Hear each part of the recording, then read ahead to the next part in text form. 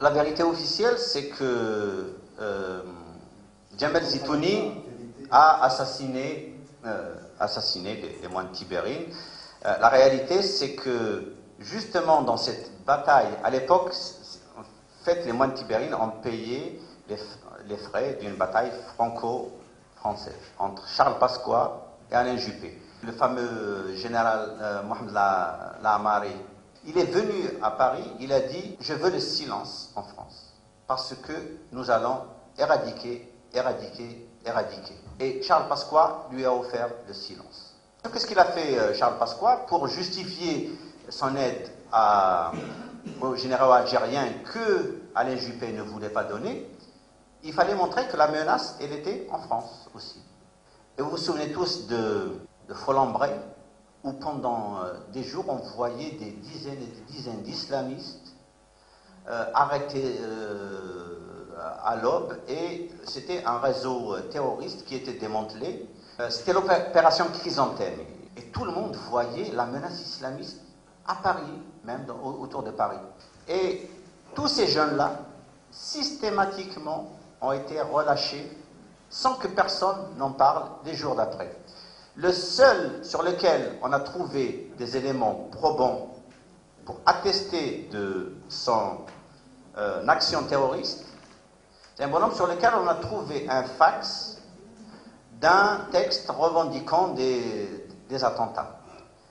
Or, un juge français a décidé de regarder d'un peu plus près ce fax, et il a vu qu'il avait un petit trait qui était significatif d'une machine qui appartient à la DST.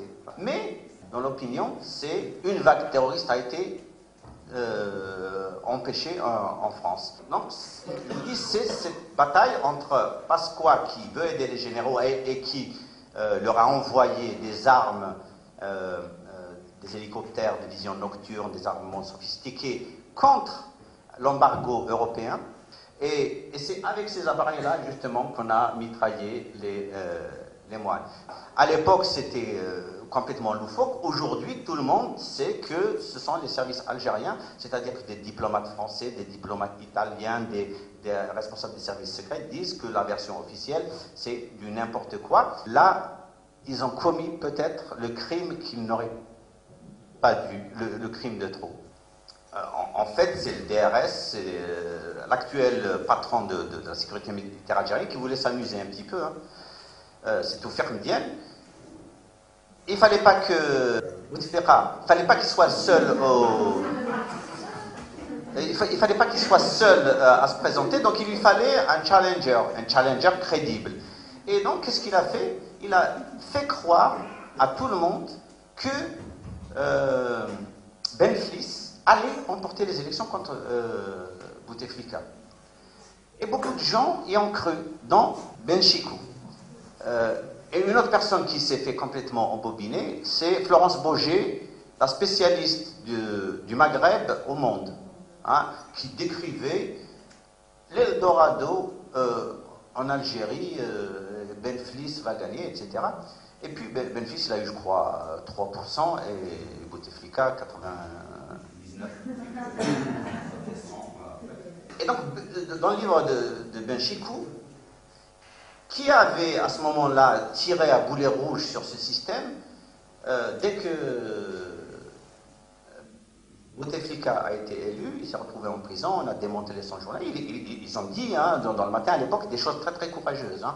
Ils ont par exemple décrit la répression des gendarmes dans les Aurès, les événements des Aurès, où Benchikou a dit des choses très courageuses. Il a dit que la gendarmerie avait pratiqué des actes que même l'armée française, au pire de son action, n'avait jamais osé. Hein, aller sodomiser des enfants devant leurs parents, violer, prendre des familles et violer tout le monde, comme ça, le fils devant la mère, etc.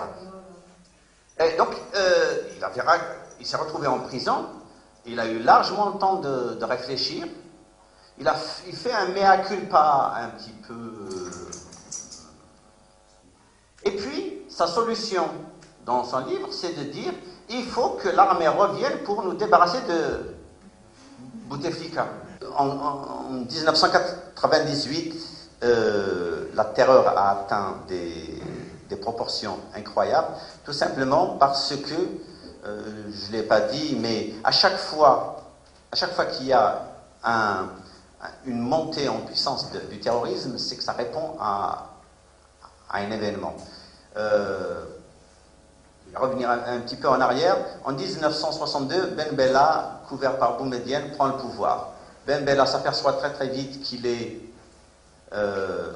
encadré par des loups. Il décide de remettre le pouvoir entre les mains du peuple. Il a commencé à négocier avec ses opposants en 1965. Coup d'État, il est éliminé et Boumedienne, qu'il devait enlever de l'organigramme de l'armée, prend le pouvoir. En 1976, Boumedienne s'aperçoit que le pays est gangréné par cette cinquième colonne, il l'appelait, envoyée par De Gaulle pour... c'est le discours d'un ancien ministre qui s'appelle Blaid Abdeslam, qui était le bras droit de Boumedienne. Donc, Boumedienne s'aperçoit que le pays est gangréné. Il décide de demander à tous ses ministres de faire une déclaration de leur richesse. Quelques temps après, il meurt d'une maladie inconnue jusque-là. Personne n'avait... C'est une maladie qui a pris son nom, à laquelle on a donné le nom du médecin qui a soigné Boumedienne et dont on n'a plus jamais entendu parler depuis d'ailleurs. En 1991, Chedli comprend ce qui se passe autour de lui et décide de réorganiser des élections démocratiques. Coup d'État, on l'élimine, on met des généraux. Et puis on met d'abord Boudiaf, qui accepte de jouer le jeu. Et puis à un moment donné, il a dit, bon ben, je vais organiser des élections, je vais lancer des enquêtes contre la corruption. Pof, on lui tire, on l'élimine devant des caméras du monde entier. Président Zeroual, qui joue le jeu de l'éradication du terrorisme, puis à un moment donné, il a dit, bon ben, on ne va pas faire ça toute notre vie. Quand même. Il faut faire revenir un petit peu vers le peuple. On décide de l'éliminer, et c'est à ce moment-là justement que se goupillent les ambitions de Juppé d'assainir un petit peu les rapports avec l'Algérie. Et donc après les événements de 98 où il y avait des meurtres de masse, mais massifs autour d'Alger, dans les régions les plus sécurisées d'Algérie, il y avait des éliminations de centaines, et parfois 1000 en une nuit. On égorge 1000 personnes en une nuit, en quelques heures, encadrées par des chars de l'armée. La population qui à Ben Talha, la population qui entend des explosions dans le quartier de Ben Talha, ils arrivaient pour aider, secourir cette population. L'armée leur demandait de repartir, les empêcher d'y aller. Il y avait des gens qui étaient dans les massacres, qui parvenaient à fuir, ils arrivaient chez les militaires et les militaires leur disaient de repartir. Tout ça, tout le monde le sait. Et la vérité officielle, c'est que c'est le GIA.